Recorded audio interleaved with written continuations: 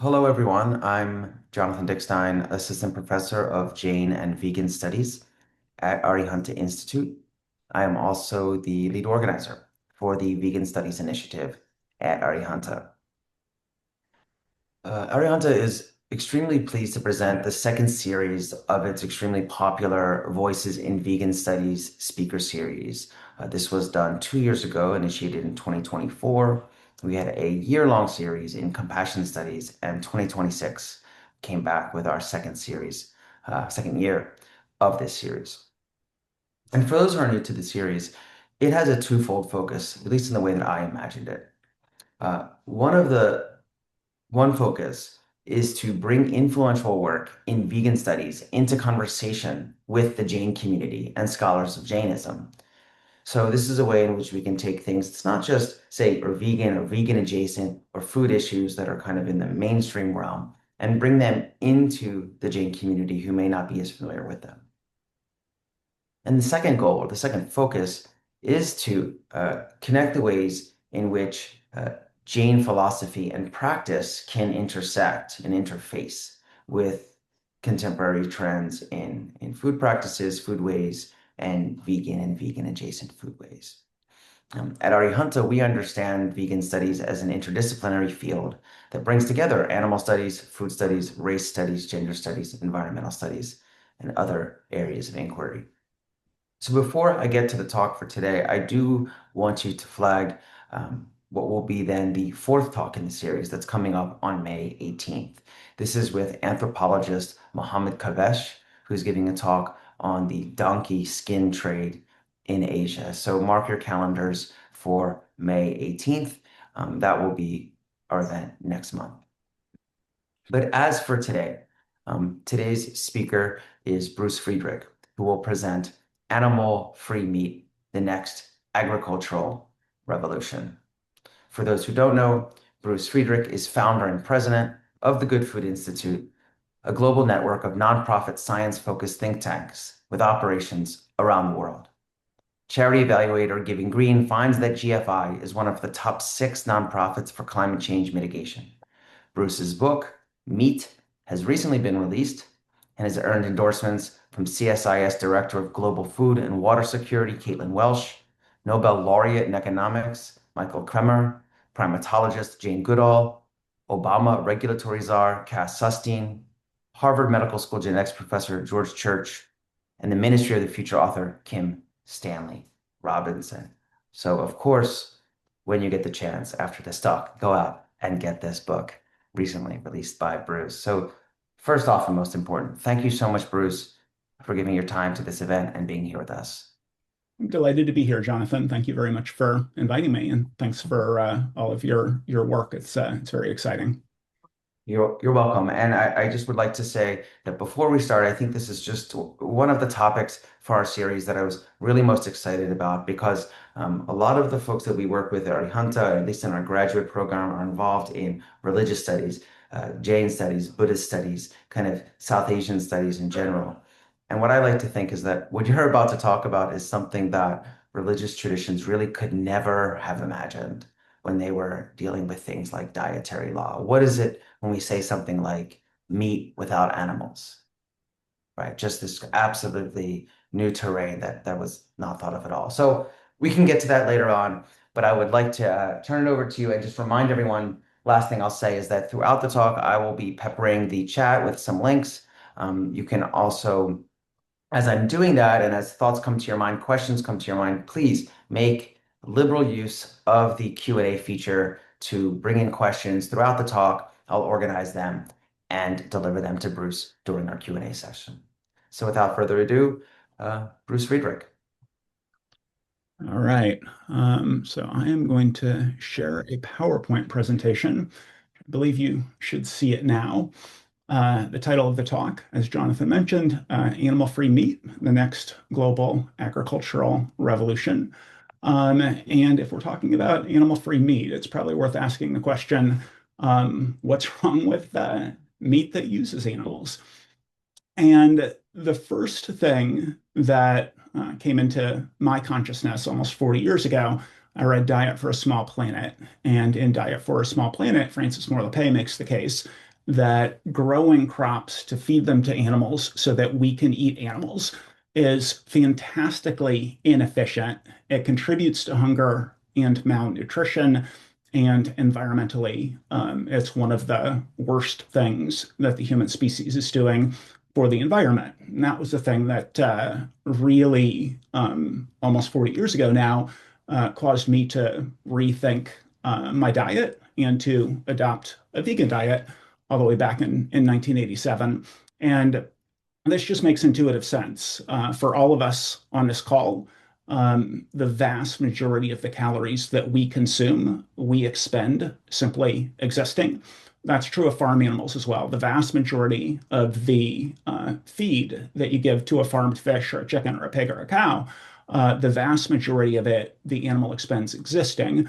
So you think about the most efficient land animal at turning crops into meat is the chicken. It takes 9 calories into a chicken to get 1 calorie back out.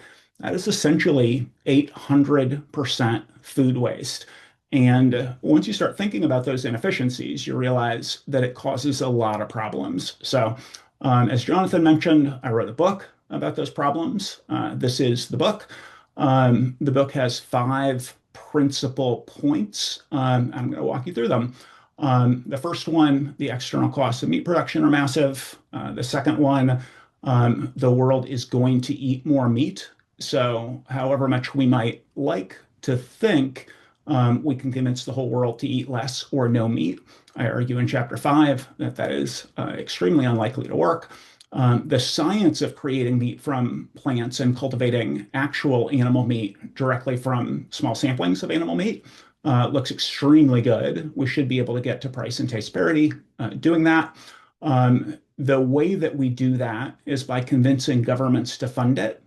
So that's a focus on the economics of innovation in this space, as well as the food security, food self-sufficiency, food systems resilience benefits of this shift. And then finally, yes, it is possible, but it's not inevitable. It will take work. And I spend some time really walking through the science and engineering challenges and what it looks like to be successful. So I'm guessing if you're on this call, you're probably aware that meat has significant external costs. So chapter 1 of the book is about the thing that was my entry point to this topic, hunger and malnutrition. About 80% of global agricultural land is used for animal agriculture. And we now feed more than 1.4 billion metric tons of corn and wheat and soy and other crops to farm animals. Those land requirements and those crop requirements drive up prices. And this was one of the 2 central themes of Diet for a Small Planet, written in 1971, that competition for grain, that competition for land drives up prices of both food and land and contributes to hundreds of millions of people being malnourished, not getting enough food. So it's north of 700 million people, according to the latest UN Food and Agriculture Organization report. That's chapter 1 of the book. Chapter 2 of the book begins with the UN Food and Agriculture Organization, more than 400-page report, Livestock's Long Shadow. And basically all of that inefficiency, it's not just that it takes 8 to 40 calories into an animal to get 1 calorie back out. So 8 to 40 times as much land, 8 to 40 times as much water, fertilizer, pesticide, herbicide, all of that. But there are also extra stages of production. So you're growing all of those crops, you're shipping them to the feed mill, you're operating the feed mill, you're shipping the feed to the farm, you're operating the farm, you're shipping the animals to the slaughterhouse, you're operating the slaughterhouse. Once all of that inefficiency and all of those extra stages of production and all of those extra energy intensive and polluting factories, once all of that is figured in, the UN Food and Agriculture Organization in this report, they say whatever issue you're looking at, from the smallest and most local to the largest and most global, animal agriculture is one of the top 3 causes. So top cause of deforestation, top cause of water pollution, biodiversity loss, one of the top causes of climate change. And the thing about that finding is that it's 20 years ago.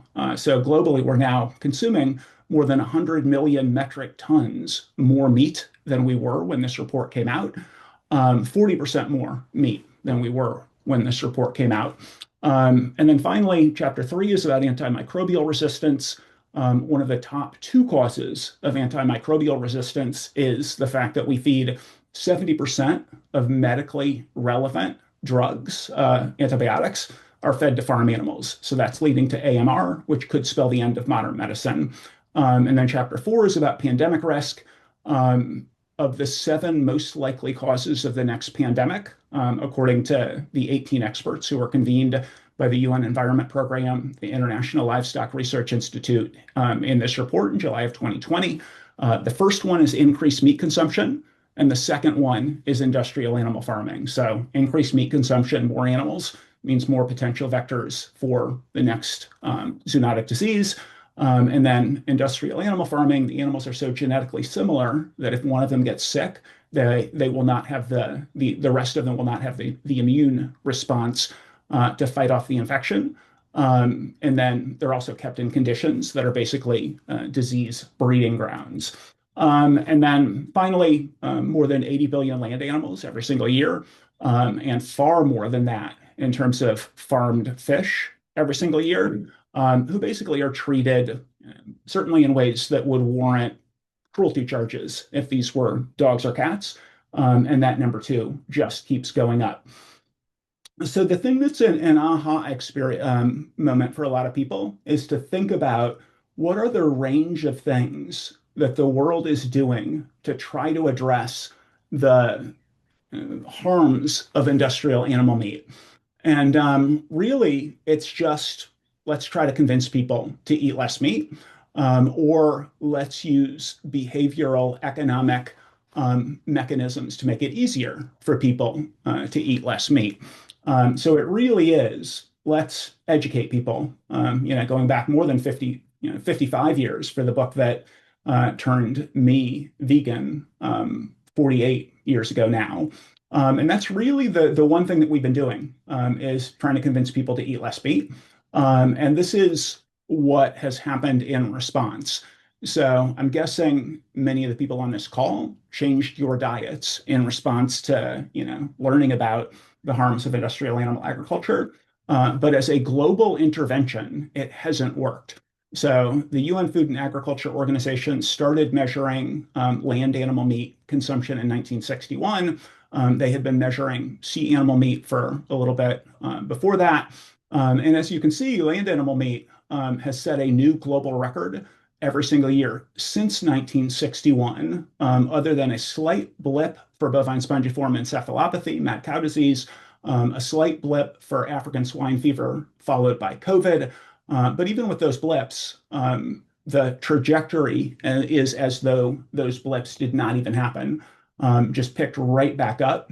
And all projections are that through at least 2050, as long as GDP keeps going up, as long as we don't have another African swine fever style event, every year going forward, we're going to continue to set a new global record for meat consumption, just really in perpetuity. So the solution we think at GFI is the solution that has worked in terms of energy transition. And that is give people what they love about meat, but let's do it either with plants or let's use cultivated meat. And the idea of plant-based meat is not convince people to pay more for products that they don't like as much. The idea is that meat is made up of fats, amino acids, minerals, and water. That is literally all that meat is. Plants also have fats, amino acids, minerals, and water. So we should be able to create plant-based meat that is a perfect mimic, indistinguishable from animal-based meat. And because the resource benefits are so massive, for the same reason that there is all this environmental harm, the inefficiency, what that means is we should be able to get plant-based meat that tastes the same or better and costs the same or less. And that's half of what we're focused on. The other half is cultivated meat. So just like you can take a seed or a cutting from a plant and grow a whole plant, you can take a small amount, like a sesame seed sized amount of animal muscle or animal fat, and grow really limitless additional animal fat or animal muscle. And that's called cultivated meat. And basically, this is the EVs or the renewable energy of food. So, what the environmental movement recognized is that small may be beautiful, but we're very unlikely to change the massive upward trajectory of fossil fuel consumption unless we have renewable energy and electric vehicles. So, um, total global primary energy consumption on the left, total number of motor vehicles in use on the right. Also, just like meat consumption, an inexorable rise in both of these. And that's not to say that, obviously we want more energy efficient, everything from light bulbs to buildings to everything else. Obviously, we want great public transportation. We want walkable cities. We want bike lanes. We want to encourage people to drive less. We want to encourage people to walk and bike more. But as a strategy globally, we really do need renewable energy and electric vehicles. We also, I think, I make the case in the book, really do need plant-based meat and cultivated meat. Not to say it's a silver bullet, doesn't solve all of the harms of industrial animal agriculture. Not to say that we shouldn't do anything else, but it is to say that just like we need renewable energy and electric vehicles, we also need this. Michael Kremer, Nobel Laureate in economics, talked about the benefits for hunger and malnutrition of shifting in this direction. The World Bank, as well as Climate Works Foundation and the Global Methane Hub, talked about the climate benefits. So a shift in this direction, the emissions mitigation benefits, 6.1 gigatons, which is far, far more than anything else in the food and agriculture space. So the benefits, the climate benefits of a shift in the direction of alternative proteins, even just getting to 10% would be about a gigaton, which is the equivalent of simply eliminating airplanes. Getting to 20% would be about 2 gigatons of mitigation, which would be the equivalent of every car, bus, and light truck on the planet becomes an electric vehicle. And the really like the thing that makes alternative proteins far and away the most promising of the alternatives in food and agriculture is the economics. So we had been saying at GFI for a while that we think alternative proteins are the one intervention in food and agriculture where once you get to the price and taste parity, markets can simply handle the rest, which is basically the theory of renewable energy. It's a theory of electric vehicles, so they need government support on the front end, but then that just becomes how energy is produced, how cars are produced. And we were saying that for a while. And then Global Methane Hub and Climate Works Foundation hired some economists from McKinsey, and they looked at all of the food and agriculture interventions focused on climate mitigation. So they looked at rice, methane mitigation interventions. They looked at food loss and waste interventions. They looked at the range of livestock interventions, and they looked at alternative proteins. And they found the only one with a significant market incentive to make it work was alternative proteins. So 98% of the economic value across all of these interventions, 98% comes with alternative proteins. Because once you if you have the rice methane intervention or food loss and waste or any of the livestock interventions, there's not a profit motive that would allow that to scale globally in the same way that if you have plant-based meat or cultivated meat, once you are at price and taste parity, that simply becomes how meat is made in the same way, exactly the same way that solar energy or electric vehicles work. And then obviously if you're eliminating one of the top two causes of antimicrobial resistance or two of the seven top causes of pandemic risk, it's going to have a massive positive benefit for AMR, which the UK government says that antimicrobial resistance is a more certain risk to humanity than climate change. We're literally talking about the end of modern medicine from that. And I talk a lot more about that in chapter 3 of the book. And then obviously, I think if you're on this call, you're aware of what it means to move from industrial animal farming to something that doesn't require that animals suffer at all. So then the question is, what's required to get there? Because obviously right now, the plant-based meat products, they all cost too much. And most of them, if you are a meat eater, from the vantage of somebody who loves meat, most of them do not satisfy what it is that people are craving about animal meat, and they all cost way too much. So what's required? Um, and basically, the what's required is research, the R&D, to get us to taste parity. So basically, when I say taste, I mean the full organoleptic experience. They basically have to be from the vantage of the consumer. They need to be identical, and they need to cost less. And the way you get there is research and scaling. And that's where the organization that I founded, the Good Food Institute, comes in. So GFI's vision is a thriving world fed sustainably. And how we get there, our mission, we unlock the knowledge and resources needed to transform how meat is made. So at GFI, we have about 240 staff. We're in the 6 regions that you see on the map in front of you, and we are 100% powered by philanthropy. Um, so what does it mean that we unlock the knowledge and resources that can transform how meat is made? We have 3 principal programmatic areas, and then we also spend a lot of effort trying to build alliances, which I have put here under influence. We are predominantly a science nonprofit. The plurality of our 240 team members around the world are scientists. Our ultimate goal is to build a maximally robust science and engineering ecosystem. That's how we think you get to products that compete on price and taste. The way that you build a maximally robust science and engineering ecosystem is you get governments to fund science. So our global battle cry is that governments should be funding the science, the engineering, the scaling of cost competitive plant-based and cultivated meat. And then we work very closely with industry, everything from startups and investors all the way up to the major food and meat companies to make sure that they recognize this is an opportunity, not a threat. And then we build alliances across the various cause areas. So hunger, global health, environment, animal protection, food security, attempting to make sure that people who care about those things recognize the benefits of this transition to that work, to the things they care about.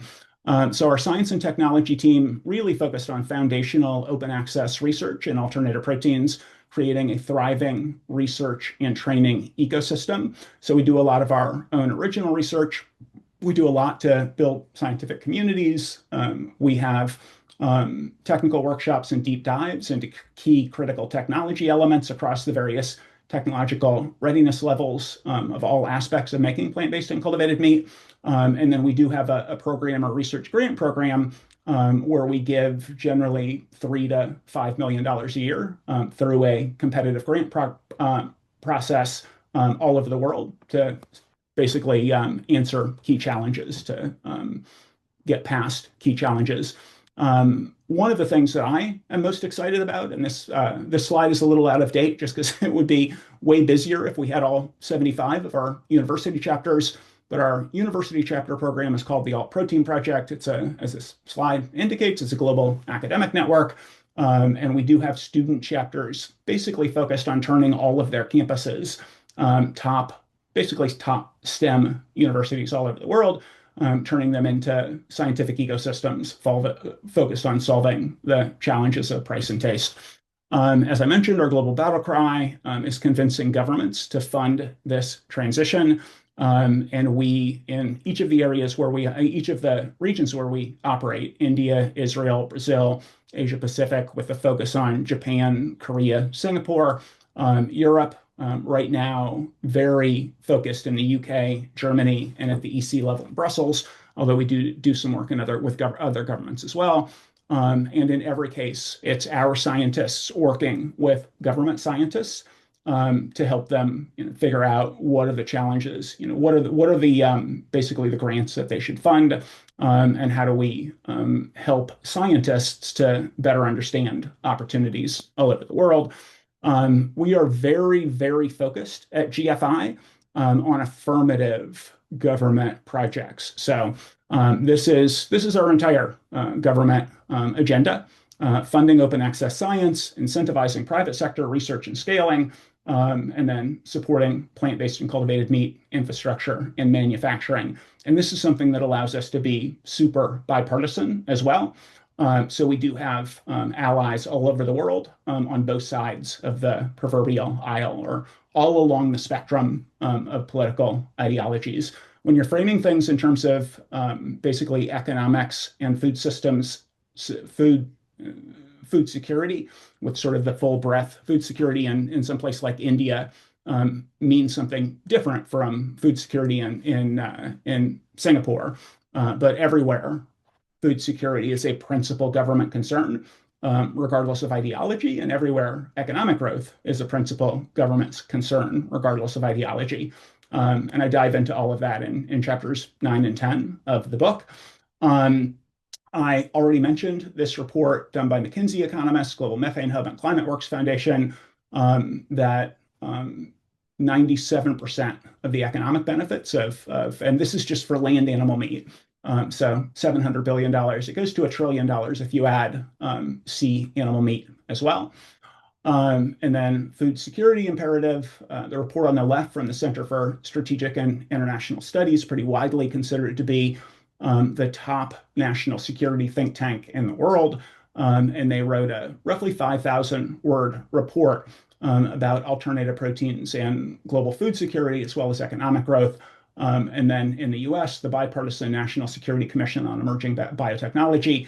And there are similar bioeconomy efforts all over the world. And we are integrating alternative proteins into all of those efforts. So Caitlin Welsh from CSIS wrote the foreword to my book, which I hope sort of right out of the gate makes clear that it's a serious policy book.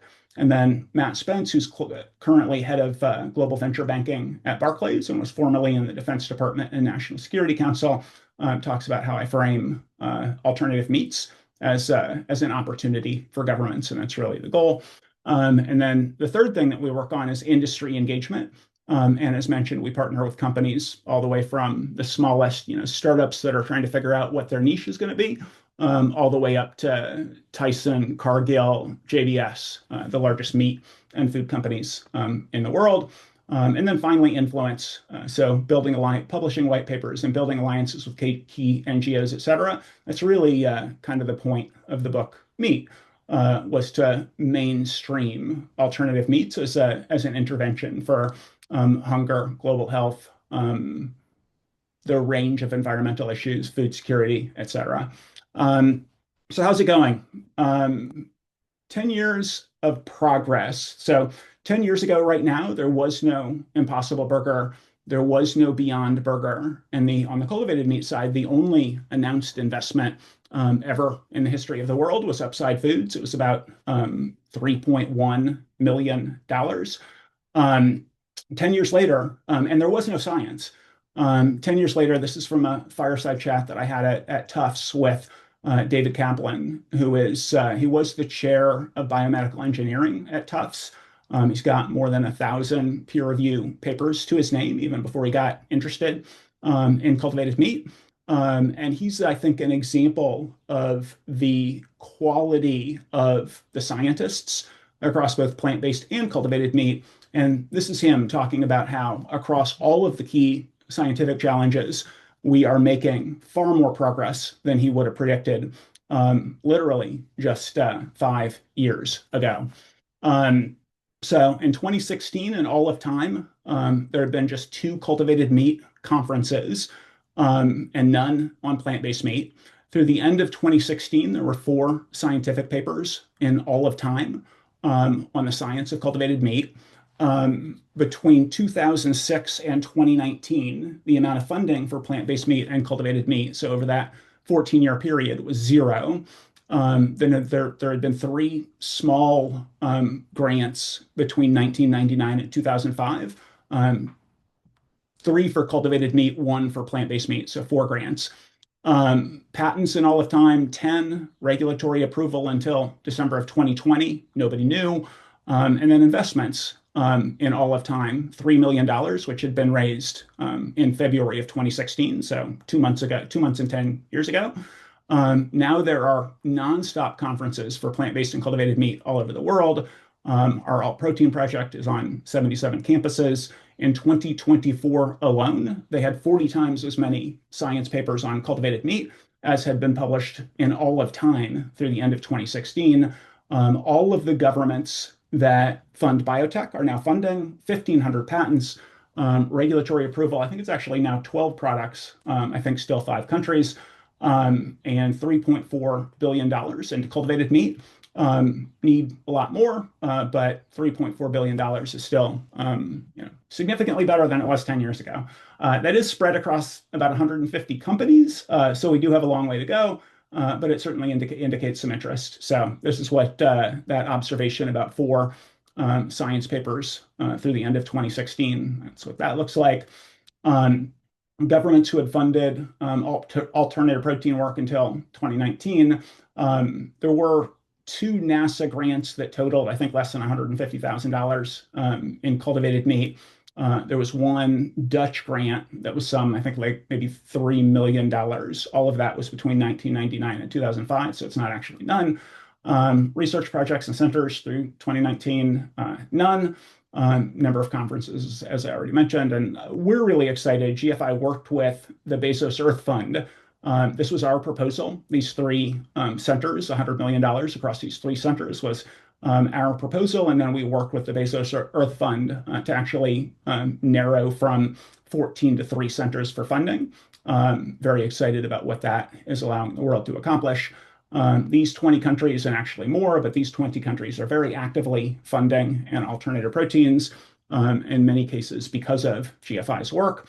Cost of production has absolutely plummeted. And mostly meat, one of the 2 earliest companies, this one is in the Netherlands, founded by a guy named Mark Post, who was a professor of medicine at Harvard Medical School. He's a dual PhD in tissue engineering and a medical doctor. He's now at Maastricht University in the Netherlands. And they announced that in the 12 years that he's been working on this, their prices are down by 99.999%, so by a factor of 100,000, which is, I think, really quite impressive. Catherine Aschheim, who is the deputy editor of Nature Biotechnology, gave me a very kind blurb talking about her view that I do a nice job in the book of explaining that the science and engineering challenge appears to be surmountable. But that doesn't mean that it is inevitable. It's very much not inevitable. So this is where all of us come in. And this is where, this is really GFI's focus, is on turning what is possible into something that actually happens. And in the book, especially in chapter 8, I walk through a whole bunch of examples of areas where the innovation almost didn't happen. So the Green Revolution, without, if not for Henry Wallace or Norman Borlaug, would not have happened. Penicillin, Alexander Fleming discovered it in 1928. Really worked to get funding to basically work out the final scientific challenges and figure out how to scale it. Was not able to get any government or anyone else interested in bringing the funding that was necessary. Finally, the Rockefeller Foundation paid for a couple of scientists to go to the United States and pitch the newly created Office of Scientific Research and Development, which was a World War II program that was created in 1941. And that office ended up deciding to fund the final scientific work, as well as scale, as well as basically twist arms from the US pharmaceutical industry to get penicillin production ramped up. And the point of this is that there were a lot of specific individuals who, if they had not done what they did in the sort of moment that they did it, penicillin might have, sat on a shelf for far longer. And if the UK government had said to Alexander Fleming in 1929, yes, we're going to help you do this, we might have saved a lot of people who died during World War II might not have died if they had developed penicillin earlier. Um, Similar examples with solar, with electric vehicles, with the Human Genome Project, with mRNA. Derek Thompson and Ezra Klein in the book Abundance. They say the world is filled with problems we cannot solve without more invention. And they tell a whole bunch of examples, including the scientists who basically developed mRNA, which is how we ended up getting a vaccine for COVID far more quickly than really anybody would have expected on the basis of previous vaccine technology. And the scientist who discovered that really was sort of in the scientific wilderness for decades. And you can imagine a world in which it didn't go that way. A couple of other examples that I tell in chapter 8 that I think are oftentimes interesting to people. One of them is automobiles. So if you flash to the turn of the 20th century, in the first 10 years of the 20th century, about 500 car companies were formed and went out of business. In 1906, the president of Princeton University was future President Woodrow Wilson. He said automobiles will never be more than a plaything for the idle rich. And that was really the consensus circa 1906. And the reason for that, and 500 companies were founded and went out of business. And the reason for that is that they were really hard to start. They broke down constantly, and they were really expensive. And human beings are just really bad about imagining a future state that's different from their current state.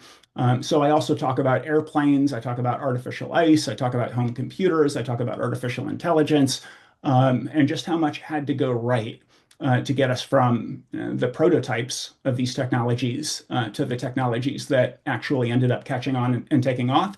And the automobile is one example. In 1908, Henry Ford introduces the Model T. He solves the really hard to start. He solves the constantly breaking down, and he starts the process of bringing prices down. And 20 years later, the automobile industry is the largest industry in America from 1908 to really less than 20 years. Or flash, 100 years forward to the turn of the 21st century, and you've got internet commerce just sort of coming online, and absolute sort of hyperventilation from investors with excitement over kind of any company that puts .com on the back on the end of the company name, and it all just explodes. The Nasdaq lost 80% of its value. Way more than half of internet commerce companies failed. Amazon's stock dropped by more than 97% from more than $215 a share to less than $6 per share. The sort of general consensus was, of course, this was all a mirage. Like, who's ever going to want to buy pet supplies online? Pets.com was kind of the emblematic of how stupid people thought this idea was. But less than 20 years later, after that happened, Chewy was up and coming. Now 25 years later, Chewy is worth more than 30 times as much as Pets.com was ever worth. And Amazon stock price has climbed right back up. I think Jeff Bezos is doing okay. And the reason in circa 2000 all of these companies failed was lots of people, landlines didn't exist yet. The kinks of online ordering had not been worked out.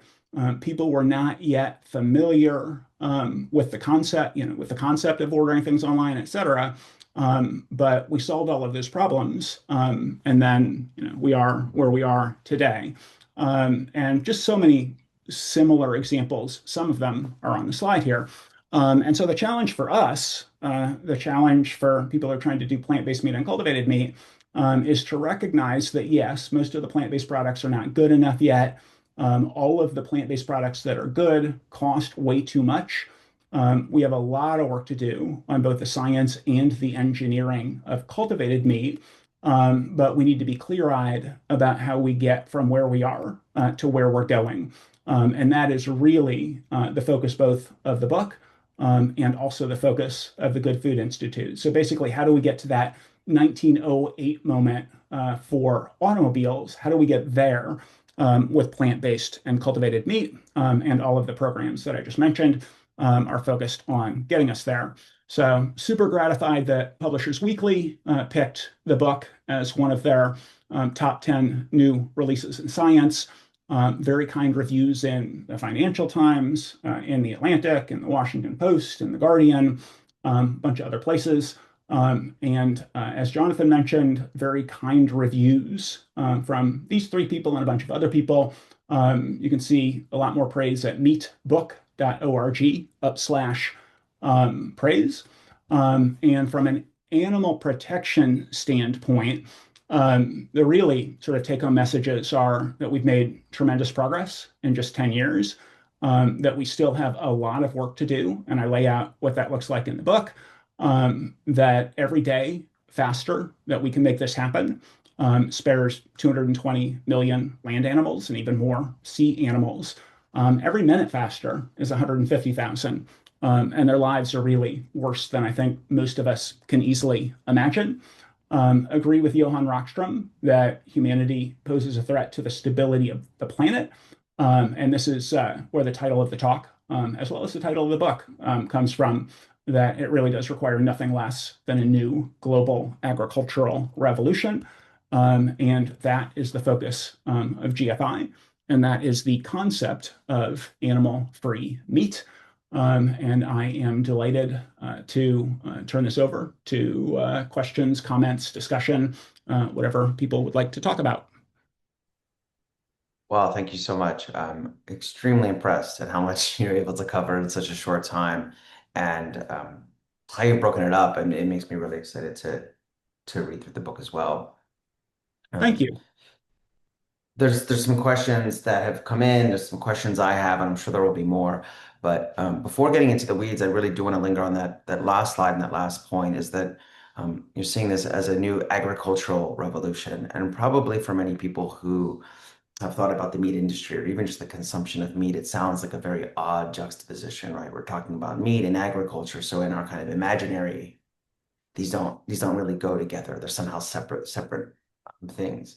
Um, but one of the first questions that came in very early on from someone named Ludwig Vandermeer asked about fermented meat. And so in my mind, I was thinking that it would be helpful maybe if you could just for even the audience kind of like walk through a little bit what you mean by cultivated meat, and why it fits this idea of agriculture when we think about of agriculture kind of writ large. Yeah, I mean, when you think about the agricultural revolution, where human beings went from hunter-gatherers to farmers, essentially, about 12,000 years ago, we started feeding farm animals rather than hunting animals. That's how we started getting meat. And now that is absolutely how the vast majority of meat that's consumed is consumed through basically feeding animals crops so that we can eat those animals. It's an incredibly inefficient process, as I just laid out, requires massive amounts of drugs, contributes to hunger and malnutrition, animal cruelty, everything else. So this is a new way of making meat, essentially, which is obviously agriculture. With regard to the fermentation question, if you go to, like I say in the introduction to the book, that I'm going to frame all of the book, other than those few paragraphs, around the idea of plant-based meat and cultivated meat. But GFI does have sort of third science and engineering vector, and that's fermentation. And I explain in the book that it's really sort of two methods of fermentation predominantly. One is biomass fermentation, and that is for anybody who knows what about the product corn, QUORN. I've even heard corn executives introduce themselves as being a plant-based meat company, uh, Hmm. but they're not. They're a biomass fermentation company. So they operate, they produce mycoprotein. The difference being that mycoprotein is a fungi. It doesn't produce its own food. It has to be fed. There's no photosynthesis. But for purposes of the book, I just use biomass fermentation into plant-based meat. But if you go to gfi.org, in the upper left-hand corner, you'll see plant-based fermentation cultivated because it is its own category, and it does have, especially at the sort of science and engineering level, actually probably easier challenges than plant-based. And then there's also precision fermentation, which is basically where you take usually yeast and you program the yeast to spit out proteins. This is how, for anybody who eats cheese, in 1991, the US produced a synthetic rennet. Rennet. And so that's in pretty much all cheese now. It's also how, if you're consuming vanilla-in instead of vanilla, that's also produced using this process. And you can produce dairy proteins, egg proteins. The company Every is doing egg proteins. The company Perfect Day is doing dairy proteins. Company in Israel called Remilk is doing dairy proteins. The book is about meat, not dairy and eggs. And generally, the two main areas where precision fermentation would be used. One would be for ingredients in plant-based meat. So Impossible Foods has an ingredient which is a precision fermentation produced heme, or to produce the media that grows cultivated meat. I say that a lot more succinctly in the intro to the book, but anyone who wants to dive into those technologies can do that on our website. Great. Thank you so much for clarifying this. And kind of on that note, I'm going to skip down one to a question from Agni Hogaboom, who says, thank you for this presentation, especially the chapter 1 through 4 content. In speaking about alternative proteins, can you elaborate specifically on what this means to you? I think we've covered some of this. Does this mean specifically cultivated meat, or does it also include plant-based meat, plant-based low-processed foods, such like tempeh, vital wheat gluten, or does it also include relatively unprocessed foods, say like beans and legumes? So I'll deliver that, but also kind of maybe ask you a little bit if you could talk more about, how have these kind of purely like plant-derived meats or even non-meats, how are they factoring, say, in the current landscape? Where are you seeing the most promise? And I mean, I think I heard years and years ago, and I don't know if I'm wrong, that someone said that they'd spoken to, and maybe others in the industry who said, we're just trying to get 100%, whether it's plant-based or cell-based or fermented, whatever those kind of like numbers can get us. So we're kind of removing these traditional ways of producing meat that works. So I guess I'm kind of asking, what is the current landscape, say, with these, say, low processed or plant foods and adjacent to these other meat products?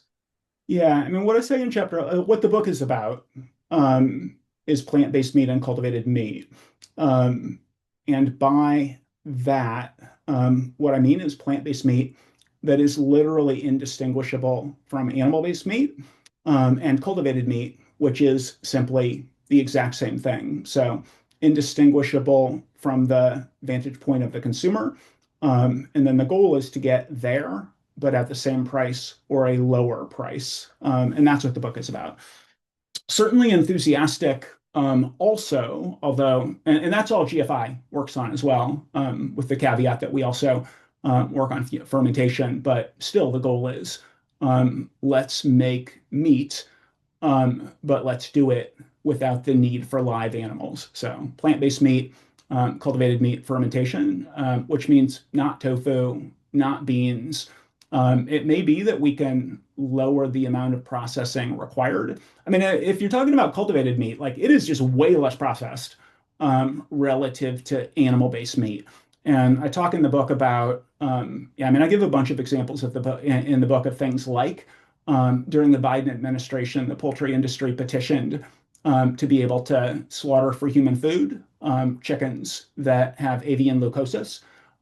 So for a long time, you've been able to slaughter pigs and cows. And if they have a big cancerous tumor, you just cut out the cancerous tumor and the rest of the meat goes into the human food supply. The chicken industry got that concession during the Biden administration. They also, there are no inspectors. So it's self-policing. Um, and that was already true for the pork and beef industry. Now it's also true for the chicken and turkey industries. Lots of other examples of what meat processing looks like today. I also talk about the fact, sometimes cultivated meat will be called lab-grown meat, but every agricultural university on the planet has a meat sciences lab and a significant meat scientists lab program. And very close to zero of them are doing anything with cultivated meat. 99.9999% of lab meat is conventional meat, not cultivated meat. And a lot of the processing that goes into it is pretty unseemly. So cultivated meat is just a much cleaner, purer product with far less processing, none of the drugs, et cetera. If it's seafood, it won't have the mercury or the dioxin contamination. And then plant-based meat, like even the processing compares pretty favorably if you're looking at the way that meat, animal-based meat is processed today. And certainly from a health standpoint, far, far healthier. And I dive in the book in chapter 7 into the ultra processed foods debate and point out that all of the science indicates that plant-based meat is a much healthier alternative to animal-based meat, even if it's not as healthy as a bean burrito or tofu or something. No, that's great, and I really actually look forward to that chapter because that's obviously such a widely discussed and debated notion. These kind of very slippery and nefarious terms like natural and processed and unprocessed, right?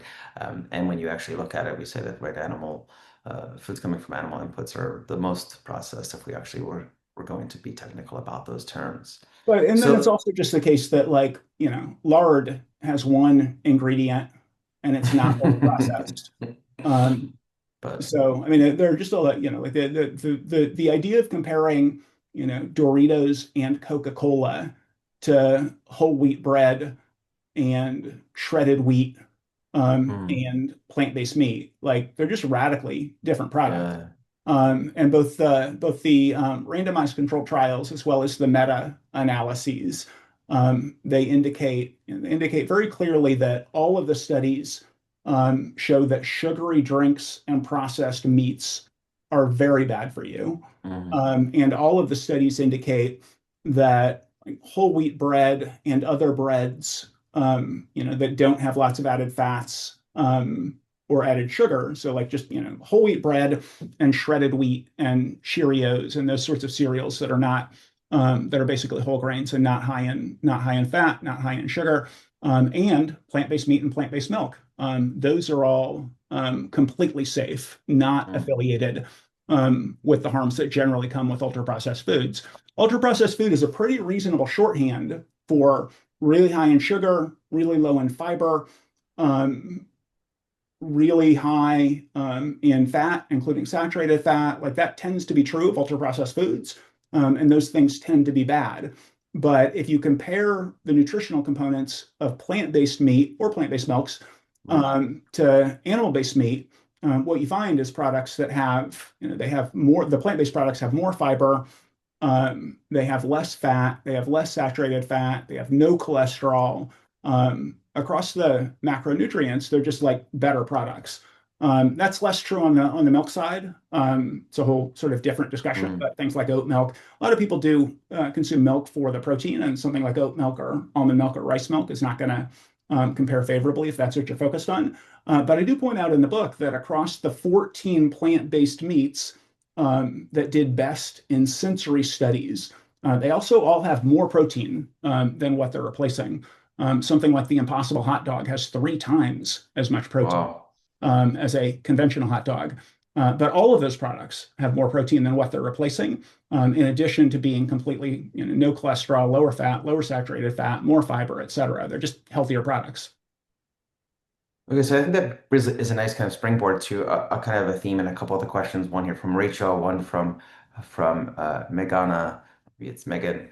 Uh, is that and kind of shifting away, say, from people who are already on the level, say people who already are on this call, who are kind of just really unsure about, say, cultivated meat. But what about those individuals who are consuming, right? This is who this is marketed to, who already are consuming meat, and are these people, as these questions indicate, people who say that they would not eat cultivated meat because it's not natural, or it's not the real thing, or they wouldn't eat fake meat or lab-grown meat.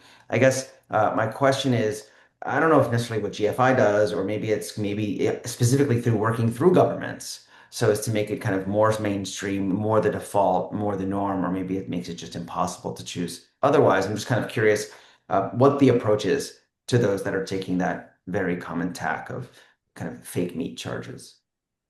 Yeah, I mean, I think so. Right now, the penetration for plant-based meat is something like 1% of meat sales. Um, and that's still, a whole bunch of companies fighting over, roughly a few $1 billion in market penetration. All of the consumer polling about cultivated meat, even now, when most people don't even really know what it is, even when they call it in vitro meat, even when they call it lab-grown meat, they're still like the worst polling gets you north of 20% of people who are enthusiastic about it. Um, and what that says to me is we're gonna have a plenty large market to introduce the product.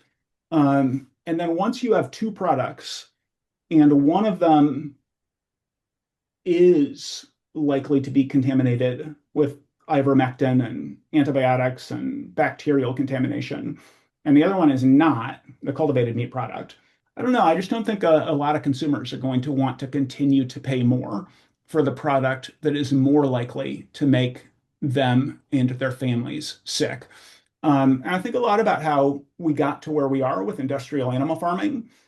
If you had focus grouped people in 1940 and you had said, would you eat chicken from animals that were crammed 50,000 in a shed and drugged up? Or would you eat eggs from animals that were crammed 100,000 in a shed in 18 by 20-inch cages, 5 hens per cage, 100,000 chickens in a shed, and explain the slaughter process and the drugging of the animals? I think you would have gotten 0% of people saying, yeah, that's fine with me.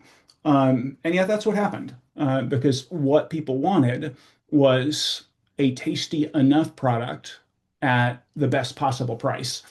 Um, I just don't think once we are in a place where cultivated meat is literally the exact same product, but without the drug residues, without the bacterial contamination, and without all of the unseemly aspects of industrial farms and slaughterhouses, I just think, you'll have enough people enthusiastic about it on the front end, and then it'll just become how industrial meat is made.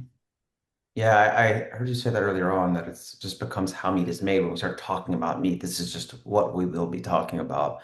There won't be anything else. And it just reminds me of also perhaps, I mean, growing up in this country, this United States, and still living here, it seems very generational as well. Like all of these concerns when people start growing up more around cultivated meat and plant-based meats available, now we're just kind of that shift becomes easier and easier when you get those price points, you get those taste points and government intervention. So it is quite quite plausible when I hear it as well. So Chris Miller asks, given the U.S. government's recent changes to the food pyramid, which encourages more meat consumption, is there currently a truly bipartisan commitment to cultivated meat? Yeah, I mean there is. I mean the thing about it, the thing about plant-based meat and cultivated meat is what MAGA likes about meat. Both of these are better. Um, so I mean, you probably have. I imagine RFK doesn't eat factory farm meat would be my guess. Other than when he's kind of forced to. He's probably in this sort of Alice Waters, Michael Pollan camp. Um, but it's plant-based meat even now does significantly better in terms of protein content, in terms of like being cleaner, healthier, etc.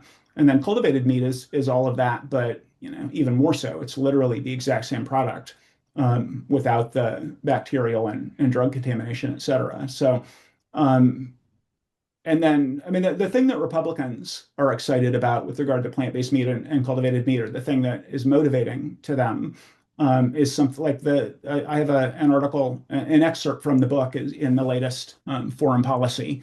So if you Google foreign policy or just go to whatever foreign policy's website is, and you can read the section. It opens with 11 Republican members of Congress writing to the directors of national security and homeland security about the progress that China is making on plant-based and cultivated meat. So, I mean, across the political spectrum, as I mentioned, people care about gross domestic product, they care about jobs, they care about food security, they care about food systems resilience, they care about making sure that risks of agro-terrorism are as low as possible. These are things that the Center for Strategic and International Studies talked about in their report. And it's why, really all over the world, obviously the Xi government in China is not is not liberal. Neither is the Modi government in India, and neither was the Bolsonaro government in Brazil, and so on. Like the economics and the food security, food systems resilience argument appeal across the board. And I think pretty interesting to people is, it was Donald Trump's first Secretary of Agriculture, Sonny Perdue, who had previously been a two-term governor from Georgia, which is the #1 chicken producing state in the country, probably more chicken production in Georgia than any place else in the world. Donald Trump's FDA commissioner, Food and Drug Administration, was Scott Gottlieb.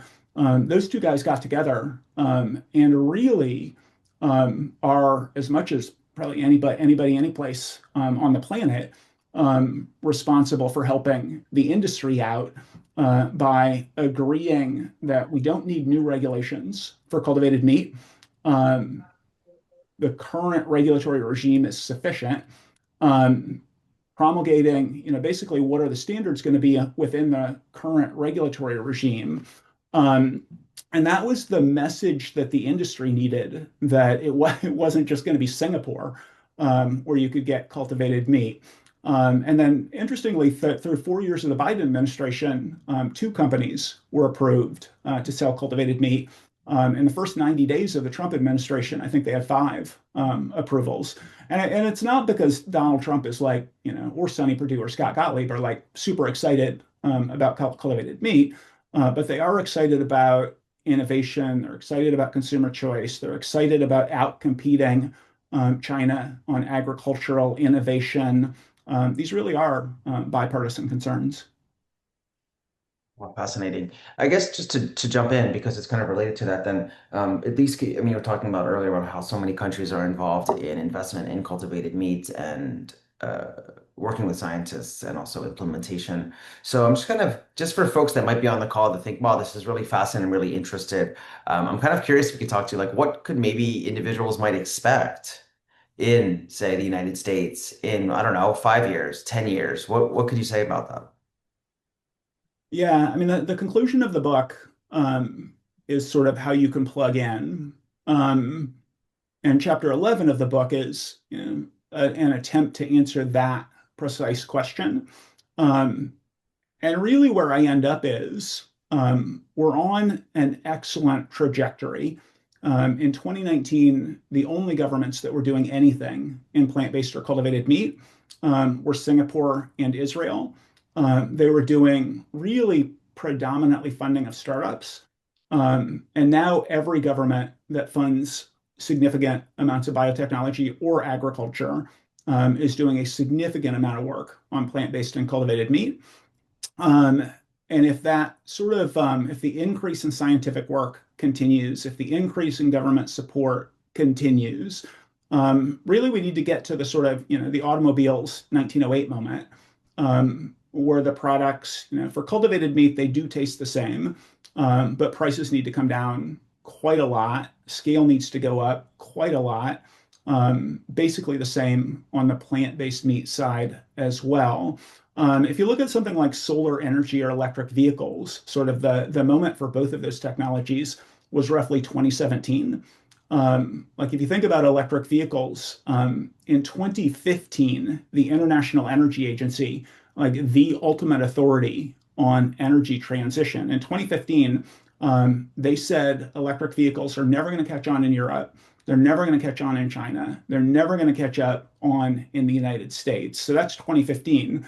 9 years later, electric vehicles passed 50% in China. They went up by 5,000% in 9 years, and not quite the same growth for something like solar or wind energy, but still really remarkable growth. But predicting the sort of 2017 moment for either of those technologies when you were in 2010 would have Mm. been basically impossible. And that's kind of the situation that we're in. Um, I think it could happen really quite, like I think I reflect on what it would look like, to win. And I think Microsoft, I think Google DeepMind could do it. I think Microsoft's sort of AI for good endeavors, Anthropic's life sciences division, or any motivated government, Korea, Japan, China, could really get us to the sort of uh, 2017 moment for solar and EVs, or the 1908 moment for automobiles. But we're not there yet. Well, I appreciate the honesty actually of your response too, and I'm sure there's a lot more in the book about what that might look like because I do think we're very quick to forget how much we didn't know, right? Pre-internet, pre-AI. Like I think it's really useful for people to go back to look at like pre-internet and what people were talking about the internet, what it was going to be like, what were you going to use it for, chat rooms and directions or something like that, and realize just how foolish it is to make certain kinds of projections. But I do like looking back to the automobile industry. And yes, I mean, I think some of these ideas that I heard about years ago, right, just were kind of whispers in the corners or just fooling around kind of imaginations. But now, listening to you talk and seeing it in the world, it just makes it seem so much more of a reality. The Another, CEO, the go ahead. CEO of Apple Computer in 1985 said home computers are never going to have a use in the home other than like bookkeeping in 1985. Yeah, I tell similar stories about things like airplanes. The head of the entire sort of war effort in Europe said airplanes will never have a use in war, like 12 years before they were essential to World War One. There's just so many similar examples. And then the other, like the sort of flip side of that is, imagine what would have happened with penicillin if Yeah. not for World War One in 1941. Maybe we would have never gotten around to discovering antibiotics. It certainly would have taken a lot longer. We went 13 years without Yeah. Fleming being able to get funding. What would it? How long might it have taken if not for the newly formed Office of Science of Research and Development in the U.S. and just so many similar examples as well. So another question comes in, and I'd like to use it for its own sake, but also to connect to something I'm curious about. And it says, do you foresee that meat companies would cooperate in the transition, or do you think they'd resist and impede on the growth of cultivated meat? How do we get them to cooperate? And I'll turn it over to you, but I know you mentioned these major companies like JBS, Cargill, Smithfield, and so on. Purdue for that matter. I think you were saying that yes, they are. These are probably individuals who are extremely interested in cultivated meat and in a sense cooperating. But I'm actually curious what you think about uh, earlier on in the talk, you said this is not a silver bullet. It has to work in tandem with other strategies as well. And so these major corporations are also the target, right, of large groups for labor practices, for the treatment of animals, for their kind of environmental um, practices as well. So I'm kind of like curious, if you could talk a little bit about their cooperation or lack thereof, but also do you also kind of support also putting pressure on them by other groups who are trying to end these other kinds of practices, which would obviously make cultivated meat that much more attractive to them? So the first thing to say is, we oftentimes think about something like digital photography. Um, and if you are a corporation, do you want to be Canon or do you want to be Kodak? Obviously, you want to be Canon. You don't want to be Kodak. And so our pitch to companies has consistently been, um, why do you want the headaches of the current incredibly fragile system? Um, the sort of diffusion of all the extra stages of production, all the extra inputs, et cetera, like there is a massive economic opportunity from figuring out how to make meat from plants that competes on price and taste, as well as cultivated meat. And as far as we can tell, all of the large meat companies recognize that. And I will say it would be, like we weren't going to make any headway in Bolsonaro's Brazil if JBS and ADM and their other two big meat companies, Marfrig and BRF, were not enthusiastic about these technologies. And honestly, Lula too. I mean, he's obviously progressive, but he also, like, the Batista brothers are just incredibly influential across the political spectrum, the guys who own JBS. So having JBS as an ally is really, really important to being bipartisan. In the US, having Tyson and Cargill and ADM and Nestle in Europe, obviously, and so on. So it is hugely helpful to have them seeing this as opportunity rather than threat. And then, I oftentimes think about sort of like what our mandate is within the context of an analogy that our former general counsel gave to me, which is basically we should operate like a professional sports team, and we play our position. She put it in terms of soccer, but oftentimes I think cause-oriented groups look an awful lot like elementary school children playing soccer. Everybody has to do everything. Everybody charges the ball. So GFI, the only thing we work on is plant-based meat and cultivated meat. And we don't think that, we're not doing that because it's the be all and end all, but because this is our mandate, this is our focus, this is what we work on. No, I do appreciate that. And I think for, a lot of the folks who might be new to your work, they might think that your background is kind of specifically in this and also in GFI, but you've been all across the kind of the movement or animal movement, environmental movements as well. And so to get to a point where you realize that this kind of strategic, really a strategic approach that is kind of, I think the sports analogy does help where like what is the kind of the pillar or what is the field that you're concerned with? How are you going to make headway there? As opposed to that kind of, yeah, that swarm of bumblebees just chasing the ball um, Yeah. at the middle school soccer grounds. So a couple more here, and I think that would be good for today. So Vivek Dulab asks, can you speak more about GFI's work supporting existing companies to scale up their production? So I'm curious about this too. I said a bit before how you're also working with very small startups. So what are some examples of that kind of work? Yeah, I mean it's less helping companies scale. Although I guess we do everywhere that we operate, we look for funding opportunities that we then make sure that the full ecosystem is aware of those funding opportunities. So most recently, the Department of Energy has a whole bunch of national labs. I think their budget is something like $10 billion a year. A lot of those labs are doing things in biosciences that are applicable to plant-based meat and cultivated meat. So if you go to the gfi.org website or sign up for our newsletters, you will have recently received news of some work that we have done to basically demystify and help the entire ecosystem to understand those programs and how those programs can be helpful.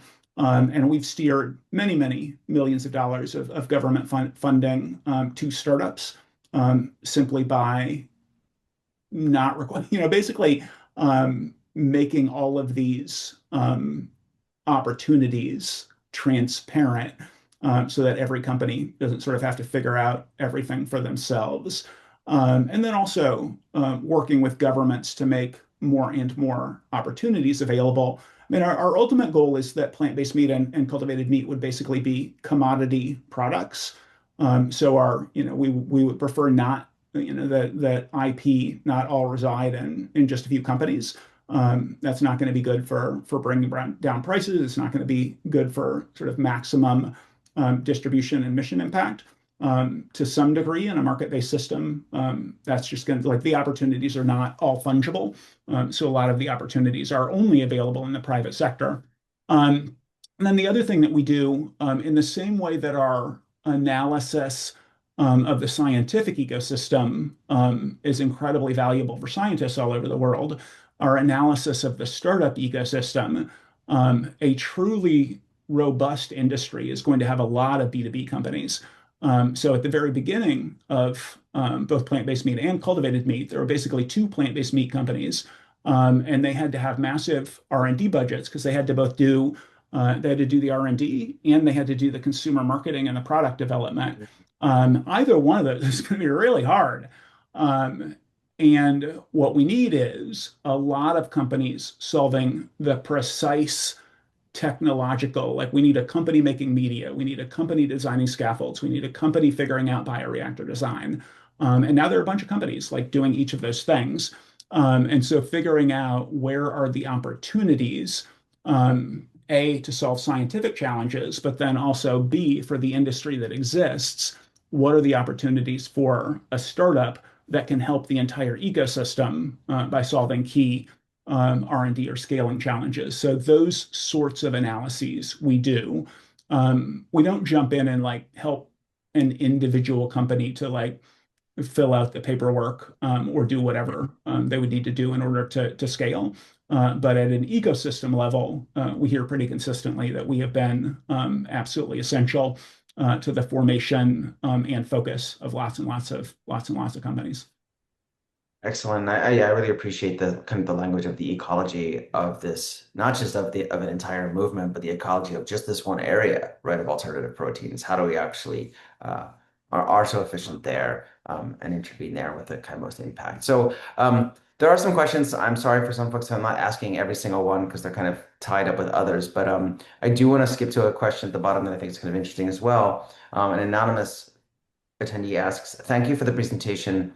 I've read that if companion animals were their own country, they'd be the sixth largest meat consuming country in the world. Do you see laboratory meat replacing meat that people feed their companions?" And you mentioned chewy a bit earlier. So I'm actually kind of curious of how much in this alternative protein world is currently um, involved in pet food, as it were.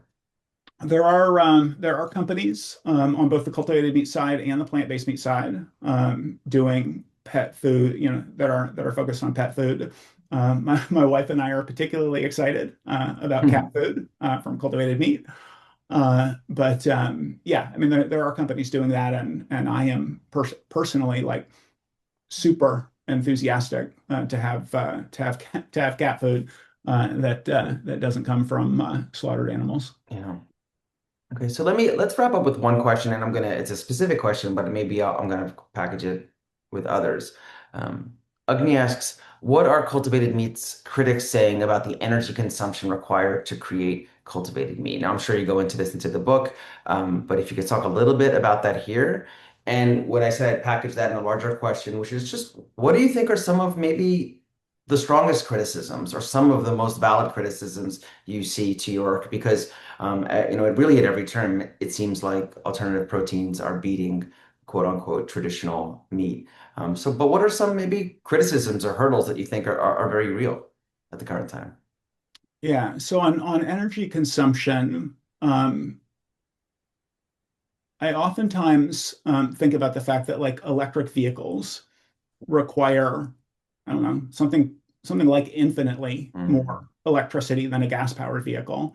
And it's a good trade-off because you can decarbonize the grid, and the more the grid is decarbonized. So, if you're in, China or India or someplace that uses a lot of coal, an electric vehicle is really just barely an improvement on a non-electric on a gas-powered vehicle because coal is so incredibly dirty.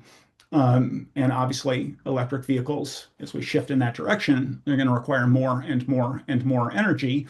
But as we decarbonize the grid, the impact on fossil fuels is going to go down and down and down and down. Um, so basically, what you're doing with cultivated beef in particular is you're shifting from methane production and all of those extra stages of production to electricity. Some of the critiques of this have looked at the sort of pharma version of tissue engineering and just extrapolated that to cultivated meat, which is just wrong. The best life cycle analyses that have been done on cultivated meat, um, chicken and pork are huge advantages, even from even from a straight, even if you like don't factor in the need that the idea that you're shifting from methane to electricity, they're just way, way better from an energy consumption standpoint. Um, Beef slightly less so, but still, and I do dive into all of this, do dive into all of this in the book. Um, Multiple things that an early life cycle, I mean, it was a techno-economic analysis with cycle analysis implications by a guy named Dave Humbird. That was sort of the formative report that came out, and it was used both to say that cultivated meat can't work because of the economics and the science, and also that the life cycle analyses were going to be bad. And the problem was that in both cases, it was using the pharma benchmark. And it's Mm. literally that is literally the way that every invention kind of ever, since forever. If you look at the current state of the world and all you do is assume like no innovation, one of my favorite examples is the Human Genome Project, and I talk about this in the book. Then yeah, extrapolating out from now is not going to be good.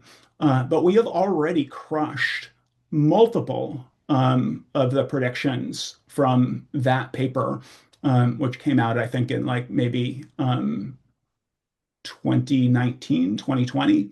And within a few years, a whole bunch of the assumptions about cell culture media and bioreactor design had already been shattered. I dive into all of this in the book, and the Mm. numbers are really, really, in chapter 6 is the cultivated meat chapter. The numbers end up being really, really good. Um, I think I'm pretty honest in the book about how hard it's going to be to scale. It's we've got the proverbial chicken and egg problem.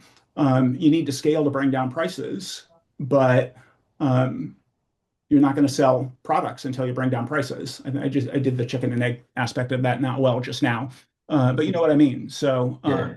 Scaling up is going to require creative financing, very similar to what has happened with basically integrating the grid for renewable energy, very similar to what has been necessary to create sort of a charging infrastructure around the world for electric vehicles. But we're definitely going to need more government enthusiasm and support than we have now. And then, like it's definitely true. Like people will read chapter 9 of the book and say this is basically industrial policy. Republicans don't like industrial policy, and that's true up to a point. But point out that Republicans push back hard on the president's budget with regard to science.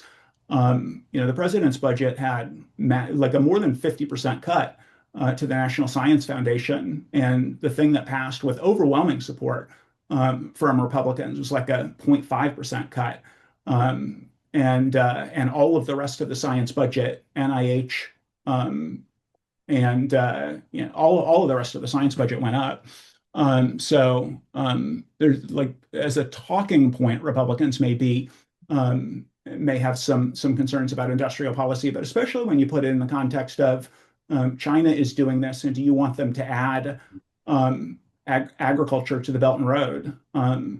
That causes people's ears to perk up. That is not something that anybody wants, regardless of where they are on the political spectrum. Not in Europe, not in the United States, not in Japan and Korea, and that is definitely the direction that China seems to be going in.